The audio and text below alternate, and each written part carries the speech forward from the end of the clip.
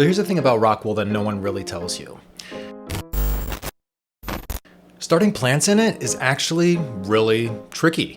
And not in a skill building, rewarding sort of way, but more in a I can't believe this is the standard sort of way. And the problem really is with moisture. See, if you accidentally put too much water on your rockwool cube, just a little bit, and it becomes a fully saturated sponge. Anaerobic. Your plant has no oxygen before it even thinks about germinating. And if you let them dry out, well, your plant will die pretty quickly, and if you try to reuse the cube, it'll never get wet the same way again. There's 2 ways to fail, so that's very balanced. Then there's the algae. So your rockwool stays in the top of your net cup, where it always stays wet and it always gets light, and algae loves that recipe.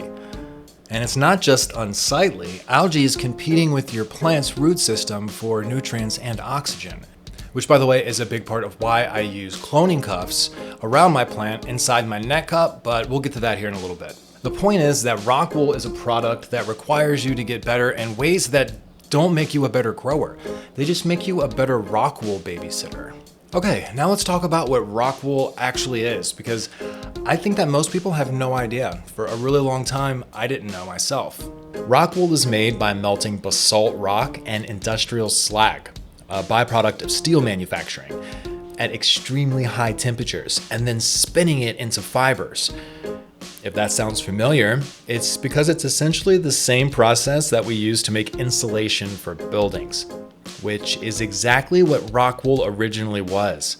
Rockwool is insulation that they repurposed for hydroponics.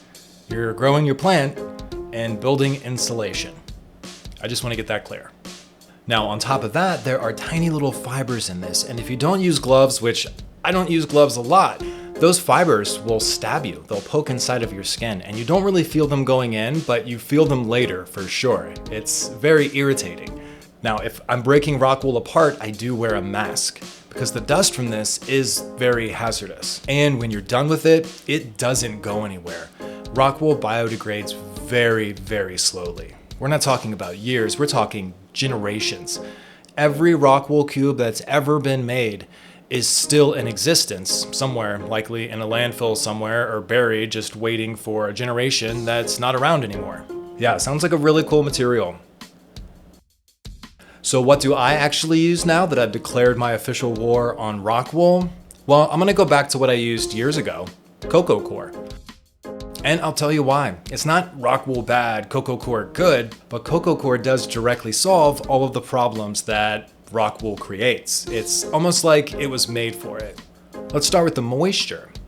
Coir has natural fiber structure with built-in air pockets, and it holds moisture without becoming anaerobic, because air can still move through it.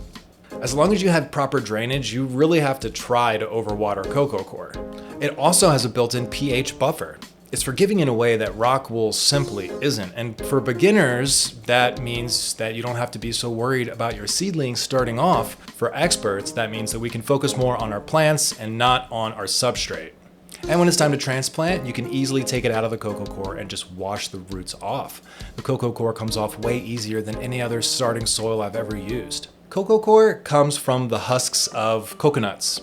And coconuts are processed in the hundreds of millions every year for coconut oil, coconut water, coconut milk, coconut cream. The actual coconut itself is the product, not the husk.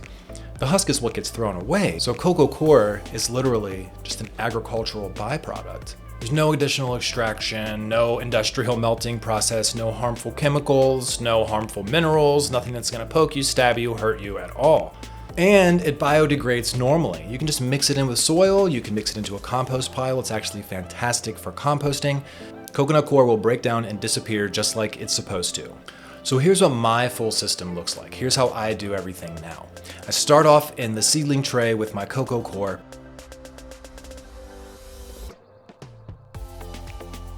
Pull them out, rinse them off.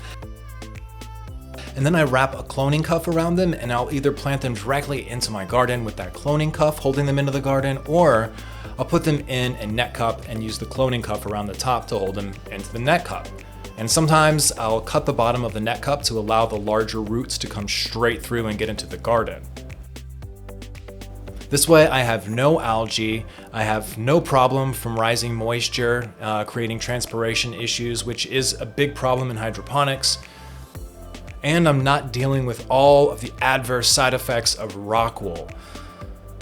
I don't hate rockwool. I just think it's a product that survived on reputation long after better options were available. But as far as I'm concerned, the war is over. Coconut Coir won. I'm done with rockwool. Mic drop. My name is Chad. Let's grow food, let's grow freedom, let's grow smarter. See you in the next one. Don't forget to subscribe.